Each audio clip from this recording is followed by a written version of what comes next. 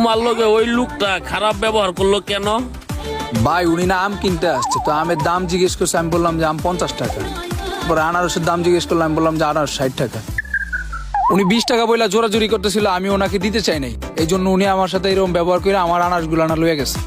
ভাই কি করবো কও, আমরা যে গরিব মানুষ, আল্লাহ পাকে ওগুলো টাকা পয়সা দিছে, সেজন্যই তারা ক্ষমতা দেখা। ঠিক আছে, সেজন্যই আমাদের গরিবের উপর জুলুম করে। যাক, তাদের বিচার একদিন আল্লাহই করবে, তুমি টেনশন করো না, উপরে আল্লাহ আছে, আল্লাহই দিব। হ্যাঁ ভাই, ঠিকই বলছেন আপনি। আমগো মতো গরিবরা তো তাদের সাথে মার্কেটিং করে কিছু করতে পারবো না। ভাই তাদের বিচার একদিন আল্লাহই করবো, তুমি কোনো টেনশন করো না।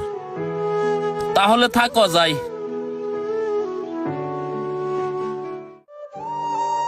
ওদের বিচার একদিন আল্লাহই করবে, যারা আমাদের সাথে অন্যায় ভাবে এরকম আচরণ করে।